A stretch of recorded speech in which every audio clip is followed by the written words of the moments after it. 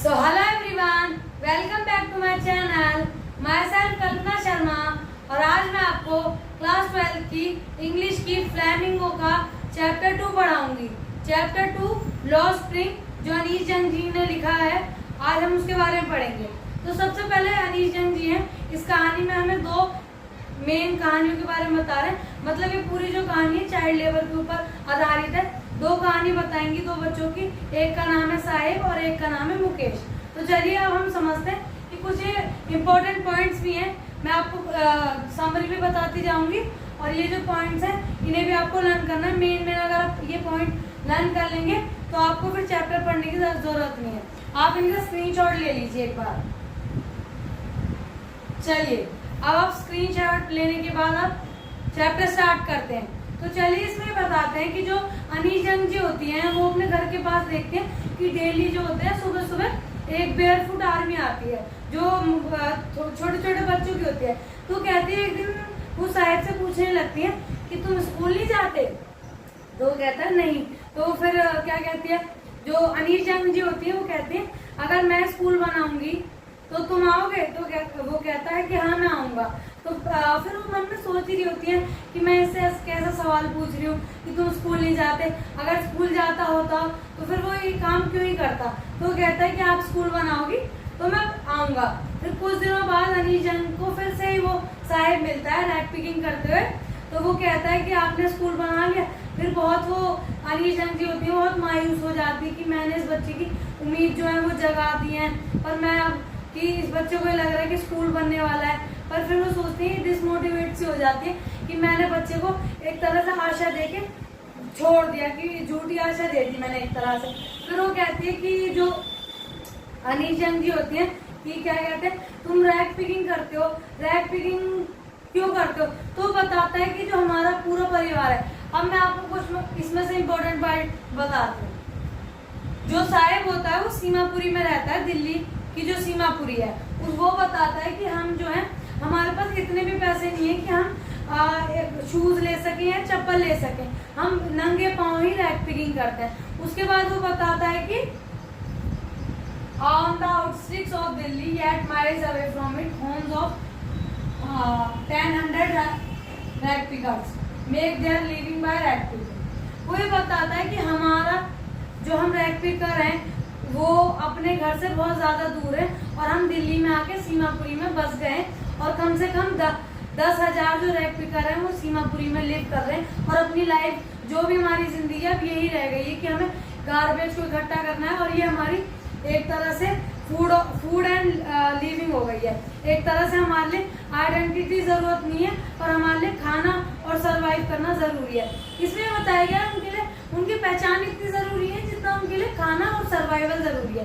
तो कहते हैं identity is not important then survival and food. तो इसका मतलब यही है कि उनके लिए पहचान भी उनका जो सर्वाइव कर सके और उनका पेट भर सके वही वो करना चाहते हैं। और वो कहते हैं जो हमारे लिए गार्बेज है, गार्बेज एक तरह से हमारे लिए गोल्ड है।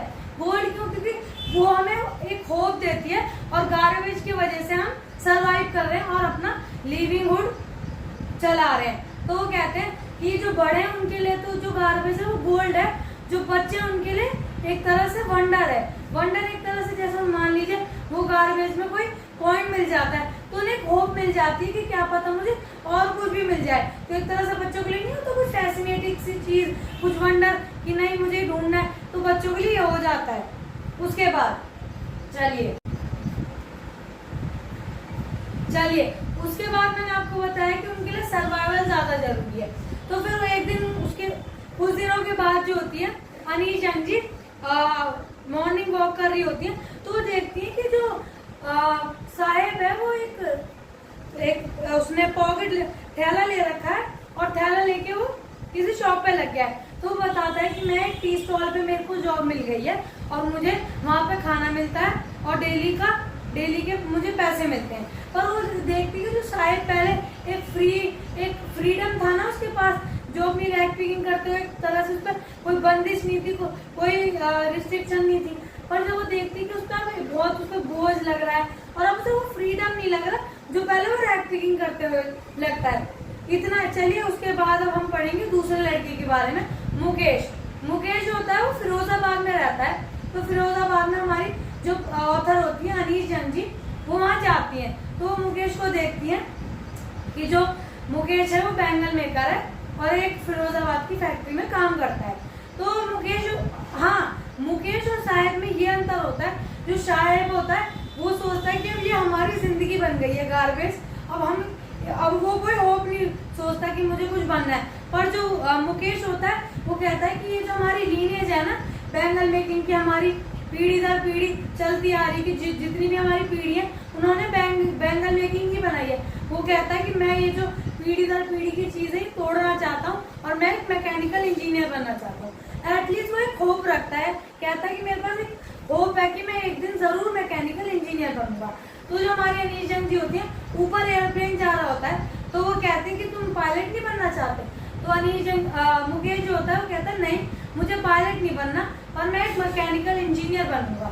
तो वो उसके बाद उसके घर जाती है मुकेश के बाद, तो देखती है कि वहाँ पे घर भी बहुत ज्यादा ही डिम लाइट है और बहुत छोटे छोटे घर हैं, बहुत ही ज्यादा पॉवर्टी दिख रही होती है कि वहाँ पे कितनी पॉवर्टी है। तो उसके घर जाके देखती है उसकी मतलब एक बूढ़ी लेडी होती है, वो कहती है कि अब हमारी एक तरह से तकदीर बन गई है, अब हमें बैंगल मेकिंग ही करनी है और हमारी जितनी भी पीढ़ी है उन्होंने बैंगल मेकिंग ही करी है।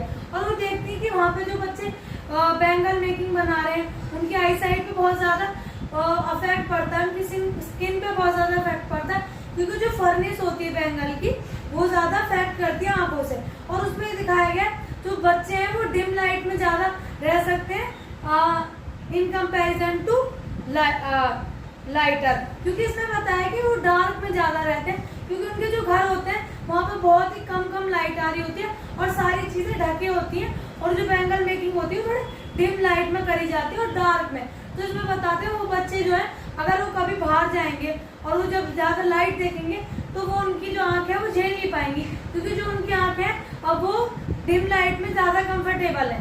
तो उसमें बताते हैं कि बच्चों की एजुकेशन पे भी बहुत अफेक्ट पड़ रहा होता है, उनकी स्किन, उनकी आईज, उनके बहुत सारे उनको इसके कॉजेज भी हो सकते हैं कि ओल्ड फर्नेस और बैंगल फैक्ट्री में काम करने में। तो फिर वो बताती है कि जो बूढ़ी दादी बता ही रही होती है, तो देखती है वहाँ पे सारे छोटे से बड़े बच्चे सब अपने पेरेंट्स की मदद करते हैं बैंगल मेकिंग बनाने में। चलिए उसके बाद exploited by money lender, police and politician.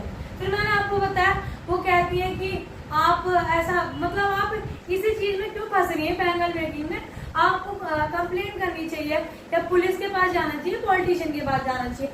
तो वो कहते हैं कि हम पुलिस और जो पॉलिटिशियन है, ये मनी लेंडर है, ये सब आपस में मिले रहते हैं। जो मनी लेंडर हैं वो हमें एक्सप्लॉइट करते हैं, पुलिस वाले हमें अगर हम उनसे कुछ कहेंगे तो हमें मार के थाने में डाल देंगे, और जो पॉलिटिशियन है उन्हें तो बस ये वो हमें एक तरह से राशन कार्ड दे जाते हैं जिससे कि हम अपना सर्वाइवल कर सके, और हमारी कोई बात सुनते नहीं है, उन्हें तो सिर्फ वोट बैंक बनाना होता है। और वो कहते हैं कि सारे जितने भी लोग हैं ये सब आपस में एक इनका ग्रुप है और ये सब एक तरह से ब्यूरोक्रेट है, एक तरह से हमें एक्सप्लॉइट करते हैं, कोई फायदा नहीं है। अगर हम पुलिस के पास भी जाएंगे तो पुलिस वाले भी हमें डंडे मार के पुलिस थाने में डाल देगी और कहेगी कि अगर, और वो कहते हैं कि पुलिस वाले कहेंगे कि अगर तुम बैंगल मेकिंग का काम नहीं करोगे तो कोई और क्यों करेगा।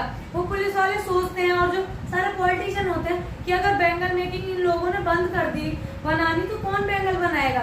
तो वो इसलिए पुलिस वालों ने डेली बेसिस पे एक्सप्लोर करते रहते हैं। तो ये सब कहते हैं कि हम बहुत ज्यादा अभी हमारी एक तरह से तकदीर बन गई है, और एक तरह से अब हमारे लिए जो भी है अब जितनी भी हमारी जिंदगी है अब यही है।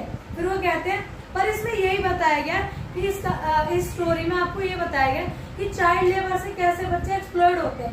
पर जो मुकेश होता है वो बिल्कुल होप भी खो देता है कि मैं अब हमारे कुछ हो सकता है। पर जो साहेब होता है, साहेब जो होता है बिल्कुल होप खो देता है, पर उसके कंपैरिजन में जो मुकेश होता है वो होप नहीं खोता, वो कहता है नहीं, मैं जो लीनिएज से तोड़ूंगा और एक दिन मैकेनिकल इंजीनियर जरूर बनूंगा।